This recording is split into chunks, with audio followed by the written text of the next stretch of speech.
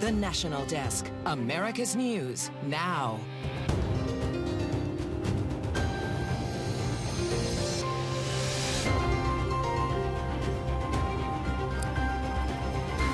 This is the National Desk, America's News Now. Thanks for being with us. I'm Dee Dee Gatton. On this weekend edition, we take a look at the big headlines of the week and a look ahead at what to expect, starting with the 4 big stories we've been following all week. Former President Donald Trump is making a third run for the White House. The announcement coming just a week after the 2022 midterm elections, which saw a lackluster performance from Trump-backed Republican candidates in some key races. And the Federal Reserve is expected to approve another interest rate hike next month, but this time it could be lower. Plus, a combination of RSV and the flu is taking a toll on hospitals across the nation. And RSV isn't just a major concern for children anymore. Hospitalizations are now up among seniors. Later on, the FBI says TikTok poses national security concerns, warning the Chinese government could potentially use the popular video sharing app to control Americans' devices. On Tuesday, former President Donald Trump announced he's ready to run, launching his third bid for the White House in 2024. But not everyone in the Republican Party is ready to endorse him, especially after the party's disappointment in the midterm results. As National Desk Atra El-Nashar reports, that's something Trump is well aware of. Former President Trump looking to take charge of the GOP. We always have known that this was not the end. It was only the beginning of our fight to rescue the American dream. As he looks to hang on to his role as party leader, explaining why he thinks Republicans fell short of a red wave in the midterms. But the citizens of our country have not yet realized the full extent and gravity of the pain our nation is going through, and the total effect of the suffering is just starting to take hold. They don't quite feel it yet, but they will very soon. Those quick to endorse Trump before others join the race include Representatives Marjorie Taylor Greene, Andy Biggs, Troy Nehls. Other Republicans more hesitant, like Florida Congressman Byron Donalds, who's also considering support for the governor of his state, Ron DeSantis, also expected to run. Look, I'm going to make that decision when the time comes, but that time is not now. South Carolina Senator Lindsey Graham says if Trump continues his more restrained tone of Tuesday night, quote, he will be hard to beat. Outright rejections of Trump continue to surface. Former staffers, a handful of GOP governors, and several Republican senators who say the party needs a new leader. Also sounding that call, at least 2 conservative mega donors, Stephen Schwarzman and Kenneth Griffin. Griffin says he's throwing his support behind DeSantis. Democrats also reacting to Trump's announcement. Rhode Island Congressman David Cicilline circulating a letter to his colleagues explaining he's drafting legislation to try to prevent Trump from holding office again, citing his role in the January 6th attack on the Capitol. In West Palm Beach, I'm Atra El-Nashar for the National Desk, America's News Now. And these names have gotten some buzz as potential presidential candidates. Former Secretary of State Mike Pompeo, he served in the Trump administration. Former Vice President Mike Pence is considering a run against his former running mate. In a recent interview with ABC News, Pence said it's up to the American people to decide, but he thinks we'll have better choices in the future. And there's former United Nations Ambassador Nikki Haley. She also served as governor of South Carolina. But following the midterms, there's been a lot of speculation surrounding Florida Governor Ron DeSantis, who won his re-election by a large margin. This week, a former Vice President Mike Pence accusing former President Trump of deciding to be part of the problem leading up to the January 6th riot. In an ABC News interview, Pence blasted the former president, saying Trump's rhetoric on that day was, quote, reckless. I turned to my daughter, who was standing nearby, and I said, it doesn't take courage to break the law. It takes courage to uphold the law. And that's in reference to a Trump tweet suggesting Pence didn't have the courage to not recognize then presidential candidate Joe Biden's victory. Trump has not responded to the scathing criticism from his former vice president. On Wednesday, the GOP clinched the 218 seats needed to secure the House majority after the Associated Press projected Republican Mike Garcia will win re-election in California's 27th congressional district. Republicans flipping 18 seats from 2020. Democrats only picked up 6 and currently hold 210 seats. While Republicans now have control in the House, their slim majority falls short of the red wave they predicted going into this year's midterm elections. Still, Kevin McCarthy is on the path to grasping the Speaker's gavel after Republicans voted to nominate him for the position. McCarthy beat Arizona Representative Andy Biggs of the House Freedom Caucus 188-31 for that nomination.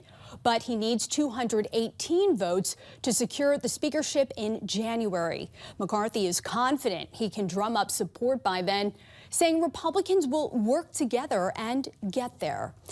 And Senate Minority Leader Mitch McConnell is not going anywhere, securing the Republican leader position during a vote Wednesday, beating out Florida Senator Rick Scott 37-10. After the win, McConnell saying he welcomes the challenge and a conversation it inspired. I'm not in any way offended by having an opponent or having a few votes in opposition. As everyone has said, we had a good opportunity to discuss the various differences. And Republican senators have expressed frustration over not winning back their majority, blaming McConnell's leadership for why they fell short. Despite the opposition, McConnell is now on pace to become the longest-serving Senate party leader in U.S. history. This week, a key member of the Federal Reserve joined a growing number of Fed officials who say they're open to scaling back the December interest rate hike. Member of the Fed's Board of Governors, Christopher Waller, saying a 0.5% rate hike may be more appropriate, with recent reports showing inflation may be cooling. The central bank raising interest rates by 0.75% at its last 4 meetings, making loans more expensive and raising the risk of triggering a recession. This week, a new survey shows Americans are bracing for high inflation in the years to come. The New York Federal Reserve's October survey on consumer expectations shows Americans believe inflation will remain as high as 5.9% a year from now, up from the 5.4% Americans predicted in September. The New York Fed says that's a problem because how the country perceives inflation could actually drive inflation. In Pennsylvania, high housing costs driven up by inflation are pushing some people out of their homes. State lawmakers are now considering capping rent increases.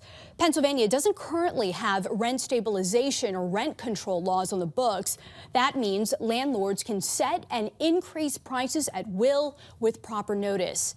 Pennsylvania House Bill 2923 would limit landlords to a 5% rent increase based on the lowest rental rate charged for the unit, plus inflation, or 10%, whichever is lower.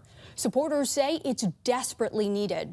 We get so many calls on a daily basis for people looking for affordable rent, or they're getting evicted. It would just bring stability to the families who are struggling right now with the gas prices or inflation. The state's legislative session is over for the year, but the bill's sponsor, Democrat Nancy Gentz, plans to start collecting signatures in support of the bill.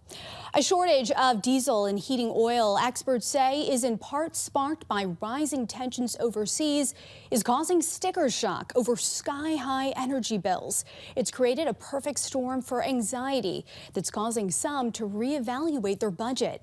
This week, I spoke with experts warning it could even translate to higher prices for other goods. I feel terrible. It's hard enough right now just putting food on the table. And now new numbers show bills for homes that use heating oil will jump by 45% this winter season. Across the U.S., more than 5 million homes use it as their main space heating fuel. And about 82% of these households were in the Northeast, according to recent data. So now we are going to have to choose up here in the Northeast. Do we want food, medications, or heating oil? It's a question many are asking nationwide. Inventory is down for both heating oil and diesel, with prices hitting record levels. In addition to powering trucks and trains and equipment used across industries, diesel-based home heating oil can keep your home warm. Experts say demand for these products has increased. At the same time, global supplies aren't as high as they used to be. Globally, this is a market that is still short of oil and refined products. And so until there's some type of a catch-up where we can start to get a little more comfortable with that balance, we're seeing historically strong prices. It's not just heating oil for this winter. Natural gas prices are up from a year ago. And this week, the FBI said China could pose a threat to the U.S. economy. The fact-check team looked into the predatory practices the country is being accused of. President Biden met with Chinese President Xi Jinping Monday in hopes of smoothing tensions between the two countries. And just how much a threat does China pose to us here in the U.S.? I'm with Connor and Courtney from the Fact Check team. Economically speaking, Courtney, is China a threat to us? According to the FBI, it might be. The agency said earlier this year that the Chinese government is using tactics like predatory lending that threaten our economic well-being. And according to a Harvard study, since 2000, the country's GDP has gone from $1.2 trillion to $17.7 trillion. If it keeps up with that growth rate, it'll overtake the U.S. within the next 10 years. But China's economy does show signs of slowing down, especially because of their COVID policies and less global demand for Chinese exports. Yeah, they continue COVID lockdowns there, impacting manufacturing. Now, turning to a possible nuclear threat, the Pentagon recently warned about how much faster China's been developing nuclear weapons than we've been here in the U.S. So, Connor, does China pose a real nuclear threat? They may have the capacity to. So China joined the nuclear scene back in 1964, and while the U.S. has had nuclear dominance over China since then, in 2021, the U.S. Strategic Command revealed that China is building up its nuclear forces in the hopes to turn the tables. And according to an Arms Control Association estimate, China has around 350 nuclear warheads as of now. But Pentagon officials say China wants 1,000 by 2030. Now, we still have more. At the beginning of this year, the DoD estimated a U.S. military stockpile of over 3,700. And during the meeting, both leaders did agree they opposed nuclear war and the use of nuclear weapons in Ukraine. And you can check out the Fact Check team's full breakdown, complete with links to where they found their information, on our website, thenationaldesk.com. NFL turf controversy coming up. The new demand the NFL Players Association is making of some stadiums.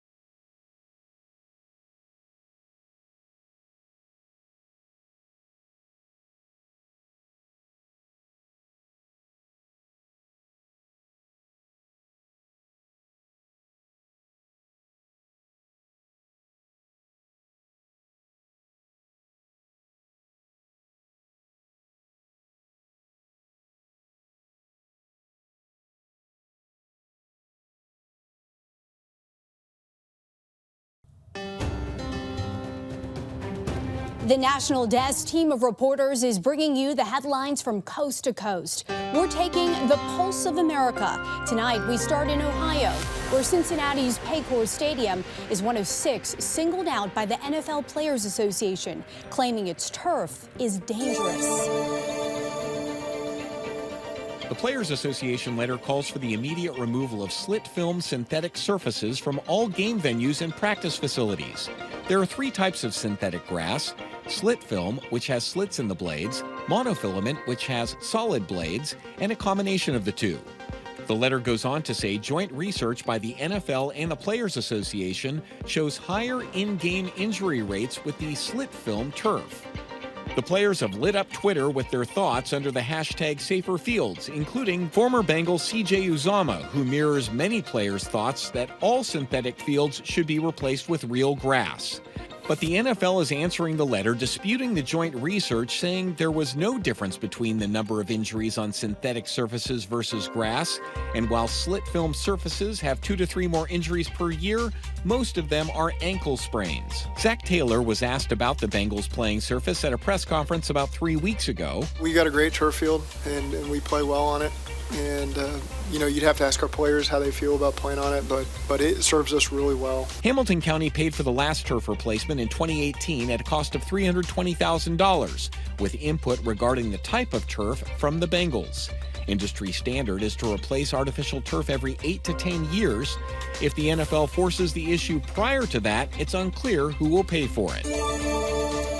And over to Oregon now, where one fight against the opioid crisis is being led by the School of Dentistry at Oregon Health and Science University.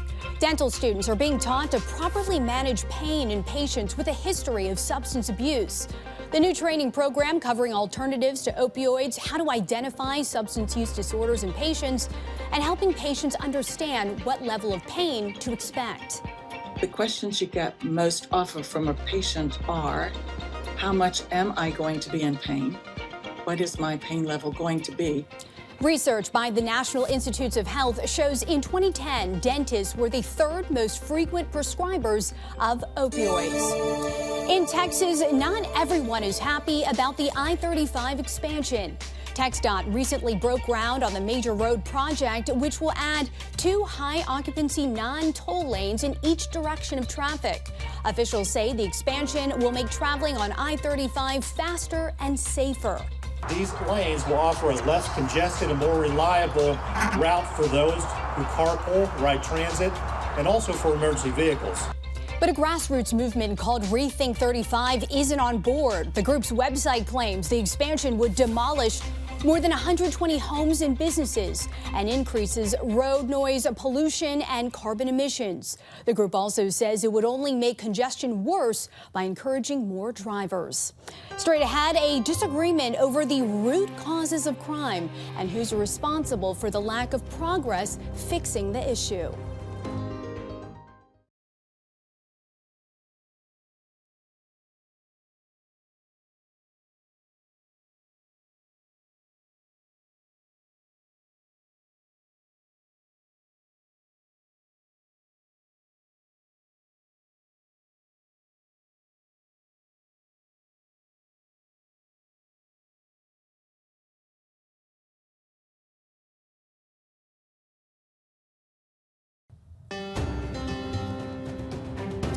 The man accused of killing 3 University of Virginia football players is in custody after he was denied bond last week. According to a witness account, the suspect, Christopher Darnell Jones Jr., appeared to target specific people and shot one of the victims while he was sleeping.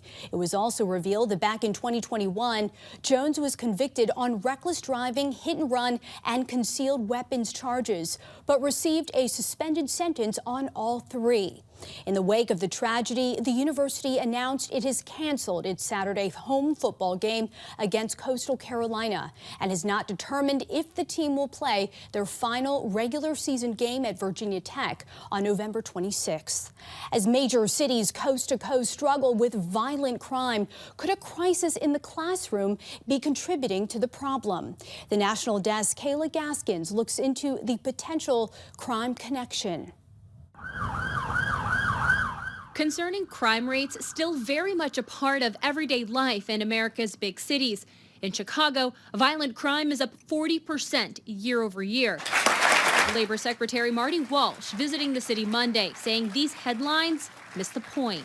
They talk about crime, but they don't talk about the root cause of crime. The root cause of crime is poverty, lack of education, lack of opportunity, lack of choices, lack of theft, lack of help. Addressing the root cause of crime is on the to-do list of nearly every big city mayor, but few appear to be making progress. Walsh served as mayor of Boston for 7 years. We find the highest crime rates and some of the worst poverty rates in these cities, which are almost entirely run exclusively by Democrats. Heritage Foundation's E.J. Antoni makes another point. If we put aside all of the talking points and the ideology for a moment and we look strictly at the data, what we find is that there really is no link between poverty and crime. According to Antoni, the problem is when there's no pathway to get out of poverty. Education has historically been a solution, but inner city schools increasingly falling short. Education is reaching a crisis point in Baltimore as schools graduate students who can barely read. The city now facing a lawsuit led by prominent civil rights attorney Ben Crump. Without a quality education, how are you supposed to be able to support yourself and your family? And it is almost like a re-engineered design for the school-to-prison pipeline. The Baltimore lawsuit moving forward after a judge denied all motions brought by the school board to have the case dismissed. Attorney Ben Crump saying what happens in Baltimore could provide an example for similar lawsuits in other cities. I'm Kayla Gaskins for the National Desk, America's News Now. Kayla, thank you. The White House and Senate at odds over whether it's time to lift the COVID national emergency declaration. Coming up next, what President Biden is saying about a new resolution that would do just that.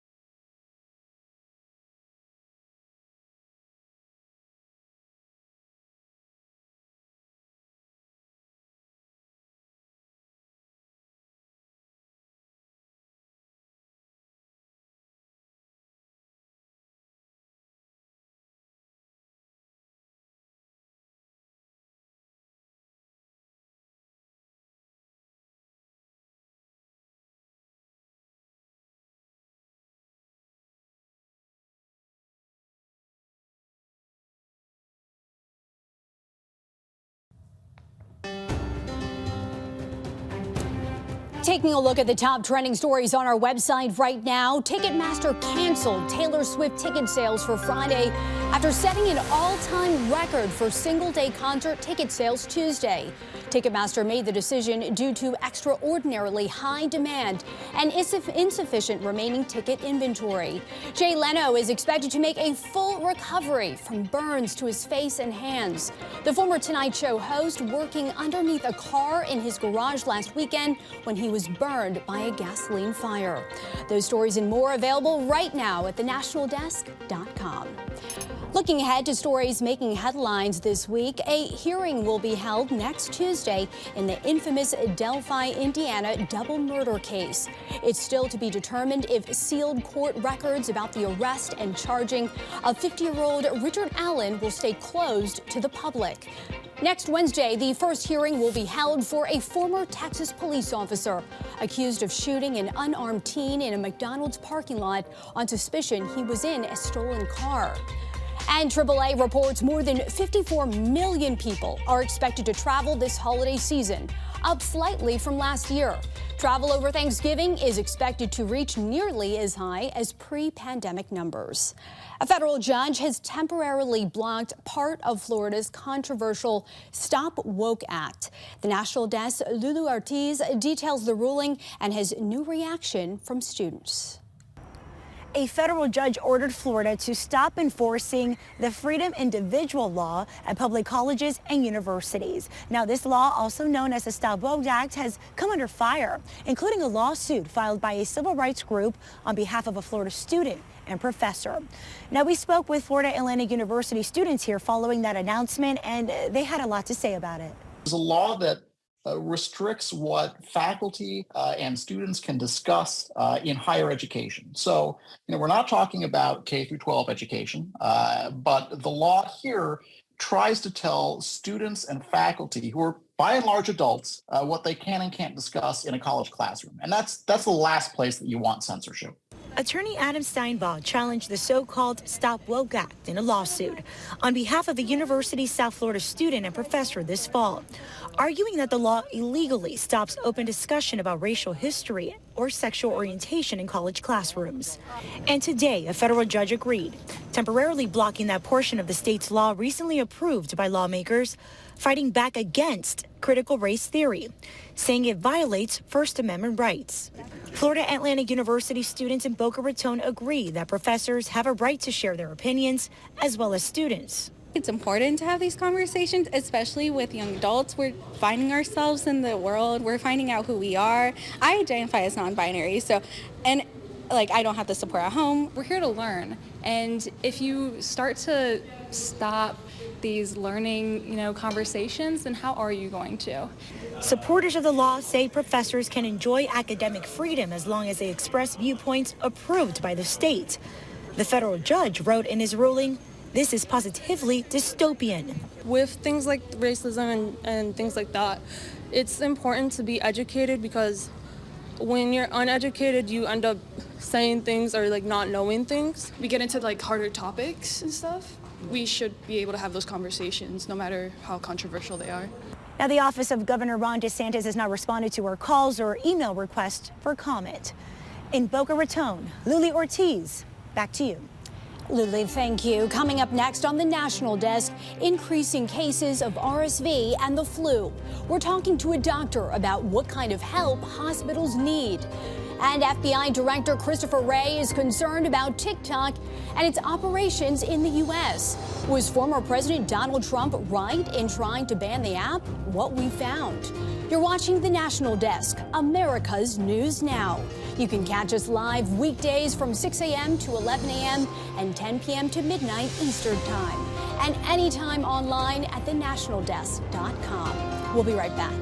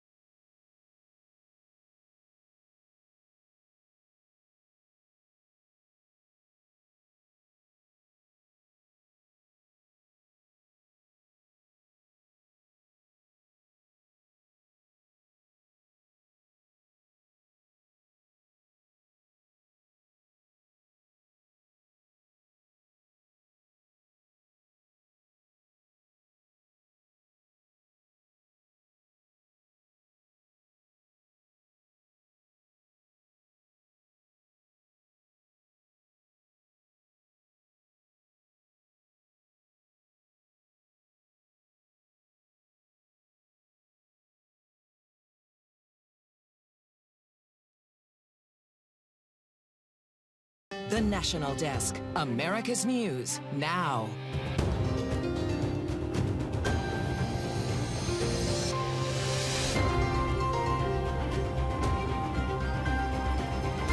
This is the National Desk, America's News Now. Thanks for being with us. I'm Didi Gatton. This week, the CDC announced 2 new subvariants have become the most dominant strain of the coronavirus.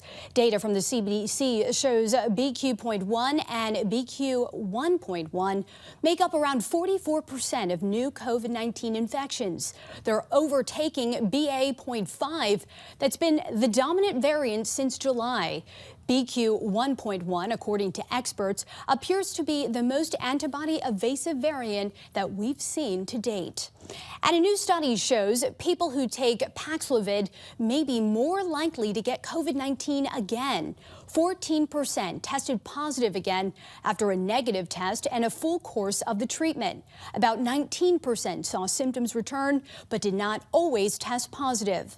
The data shows the COVID-19 rebound is more common than previously thought. The Biden administration says it's too soon to lift the COVID-19 national emergency declaration, but on Wednesday, a bipartisan group of senators voted to do just that. The National Desk, Kayla Gaskins reports. When Elon Musk takes over Twitter, he says Donald Trump, banned from the platform last year, will be allowed back. I think it was a morally bad decision, to be clear, and foolish in the extreme.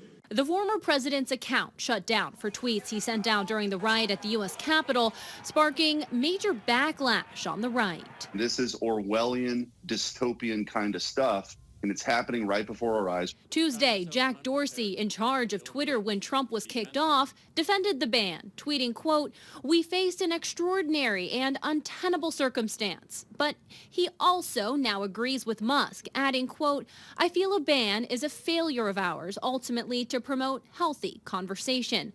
Trump says he will not come back to Twitter, opting instead to use his own newly created platform, Truth Social. I think this could end up being, frankly, worse than having a single forum where everyone can debate. It's a difficult task for companies, balancing free speech with public safety. There's an estimated 500 million tweets sent every day, and everyone would agree that it's important for online platforms to not only remove content that's illegal, but a lot of people want them to also take down content that's known as lawful but awful content. On Monday, Musk voiced support for a new European Union law doling out heavy fines to companies if they don't control illegal content. I think that now you understand very well. It fits pretty well with what you think we should do on a platform. No, I think it's exactly aligned with my thinking. Musk made it clear lifting permanent bans does not mean anything goes on the platform.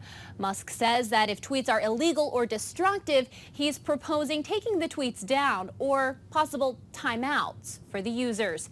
In Washington, I'm Kayla Gaskins for the National Desk, America's News Now. Kayla, thank you. At the same time, doctors are warning flu season is hitting the nation weeks ahead of schedule. About half of the U.S. reporting high or very high respiratory illness. The CDC reports so far this season there have been at least 2.8 million people who have gotten sick. 23,000 have gone to the hospital, and 1,300 people have died from the flu. Experts say the places seeing the highest flu activity right now include the Southeast, the Mid-Atlantic, and South Central West Coast areas, also seeing high levels.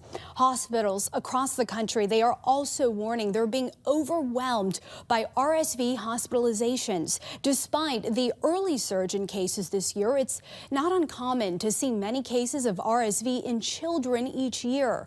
But doctors are concerned about the rise in adult cases. Our Eugene Ramirez sat down with family physician Dr. Erica Aragona to discuss how serious this illness is for adults and how to keep yourself safe during the upcoming holidays. Now, how bad exactly is this with adults, and are the symptoms and risks the same as they are in children? It's a great question. The symptoms tend to be the same as far as things like as mild as a cold, right? So we're seeing runny nose, a light cough, and a lot of people are passing it off as a mild cold and not even knowing that they actually have RSV.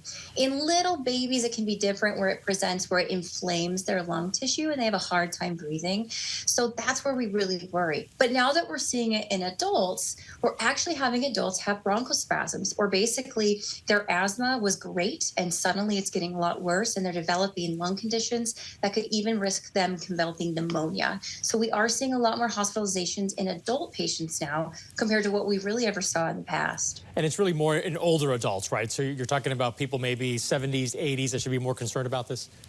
Well, in general, we say the risk factors are for the very young, geriatric population, anyone immunocompromised, or anyone with an underlying lung condition. So regardless of age, if you smoke or you have asthma, those are things that would also predispose you to perhaps having a worse outcome. But yes, you're absolutely right. By and large, we see the most affected populations being the very young and the very old. And that's pretty much what we're seeing right now as well. Yeah, and we did first see this surge in kids, as I mentioned earlier. Today, the Biden administration refrained from declaring this a public health emergency, despite some pressure from pediatric groups like the Children's Hospital Association. That declaration would have freed up some resources for these overwhelmed hospitals, but the administration says it could still help out on a case-by-case basis. Do you see this as a public health emergency? And from what you're seeing, what kind of help do these hospitals need right now? Well, I think that you pose a very good question that is unique for asking a doctor, right? When I see patients who normally don't get sick from RSV coming into my clinic, and it happened earlier today and this whole week, it makes me worry. And it makes me concerned that we're seeing now RSV has almost doubled in the amount of cases compared to this time last year.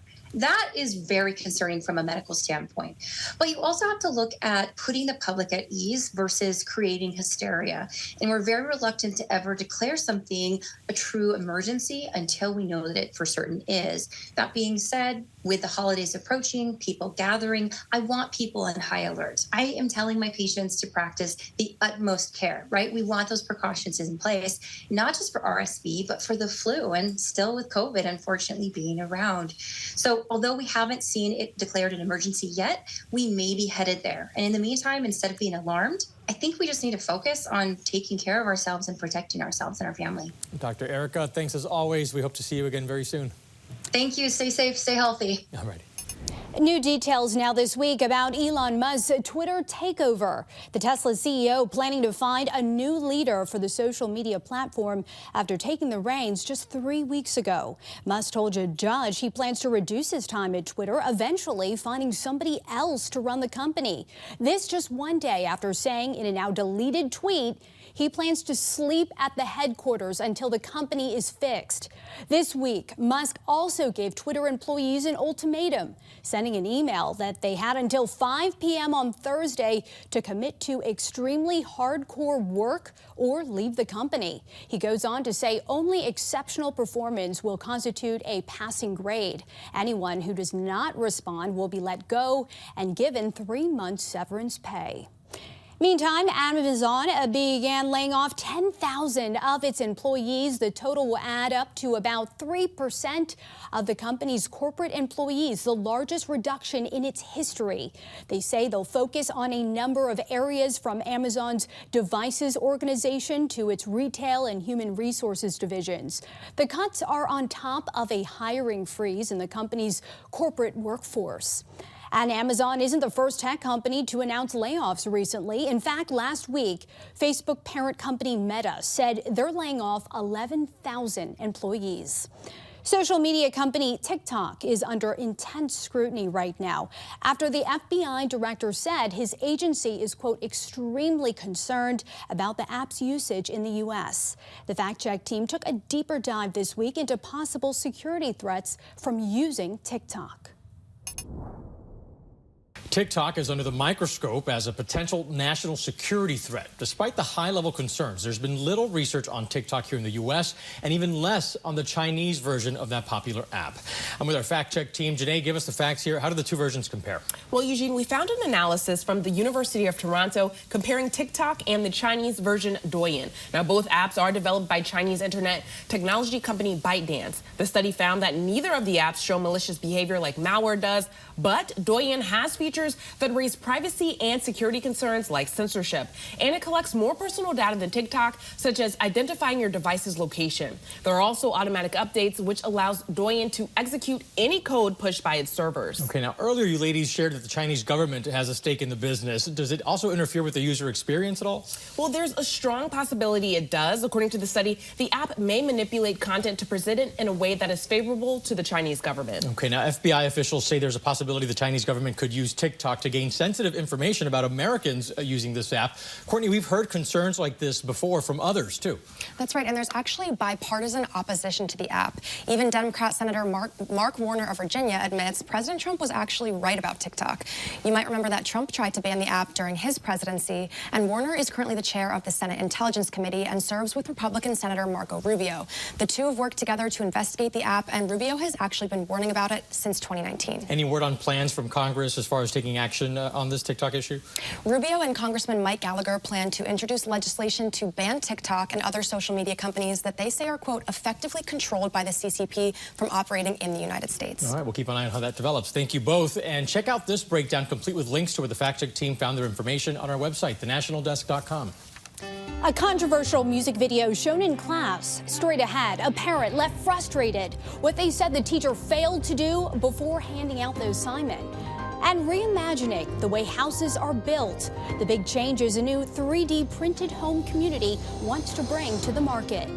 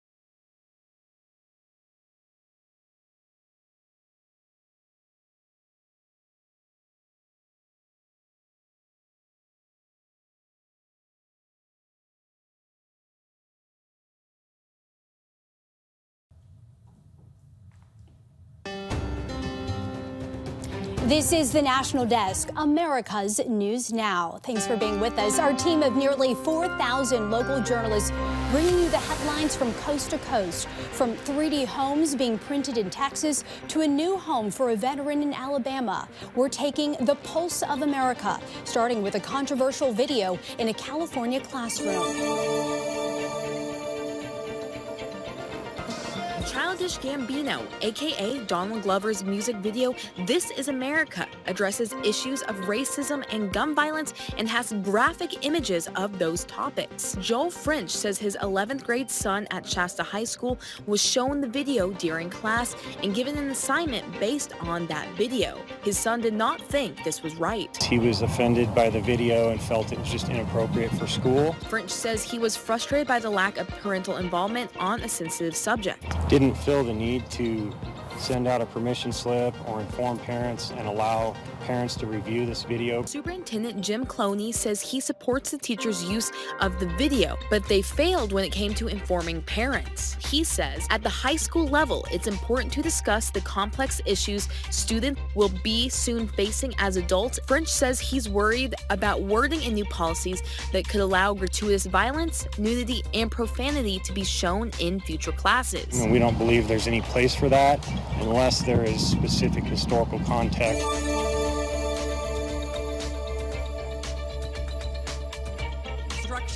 But instead of hearing hammers, saws, and drills, you're seeing the world's first 3D printed community with over 100 homes being built. Wolf Ranch is breaking ground on a groundbreaking approach to home construction. It's very innovative. It's a new method. Charlie Coleman represents Lennar Home Builders. The company is using these 3D Vulcan printers to reduce the time and cost cost of building a new home. We think we can open up for sale and take reservations in the mid-400s. When you compare the cost of homes 5 years ago and now. When Wolf started, we were in the low 400s. And now the average price home here generally is about $700,000. So now to be able to deliver a home back into the 400s again is amazing. It takes about half as long to put up walls made of concrete instead of wood. We're able to deliver all of those trades in about a 3-week time period. We've done it this way for 100 years. Maybe we can build differently. The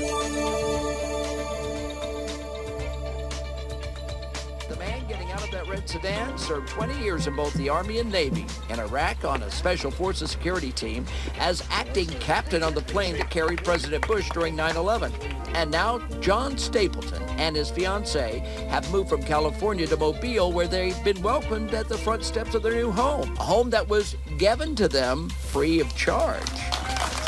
I don't think I want to leave Alabama now. Stapleton is the latest veteran to receive such a gift from PNC Bank and the Military Warrior Support Foundation. PNC has refurbished a home in Alabama for the Homes for Wounded Heroes project. Financial freedom. I mean, it's a huge blessing.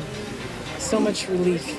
Stress gone. Each one of these veterans feels that they weren't deserving and that somebody else out there should have this. We have to take the time to convince them that we have enough love and care and support from our nation. We're going to serve them all. This is what I needed anyway, something to kind of relax and not be so iffy and jumpy all the time. This is great. This is really great. We're happy for him. Still to come here, our team of correspondents breaking down this week in Washington, from the first 2024 presidential candidate getting in the race to the future of the Republican Party.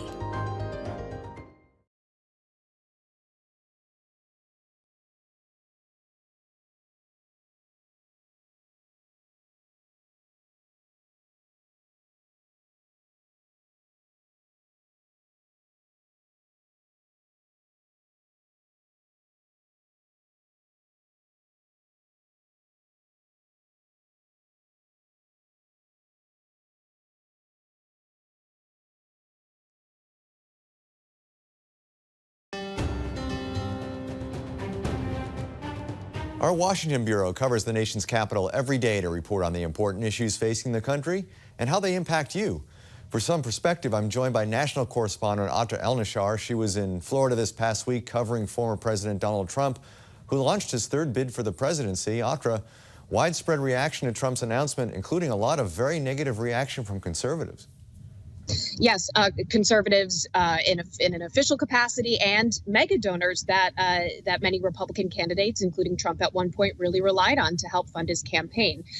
We've been talking a lot about this week. Is this going to be more of a Trump 2020 run or a Trump 2016 run? And it certainly seems to be leaning toward the latter, if for no other reason, the fact that he is absolutely going to have other Republican opponents who want this Republican nomination for the 2024 presidential campaign. There's also, it seems every day, another conservative billionaire coming out and saying they funded Trump last time, but they are not going to do it again. At least one already has committed to supporting Florida Governor Ron DeSantis. So Trump does still have this loyal built-in base of supporters that it seems he's going to be able to count on. But unlike a couple years ago, it's not a given. It's not coming as a granted inheritance, this support from his own party. Yeah, it feels like it's shaping up a bit to be more looking like 2015 when he ran the first time as an outsider with the establishment and conservatives going after him, but not like he's running for re-election when he was already the established president. It's going to be interesting to watch. Now, in Florida, what did you get a sense from the audience there? I mean, we're 14 months away from even the first votes being tallied and or cast in the Republican primary process. But what was your sense of the audience at Mar-a-Lago when you were down there?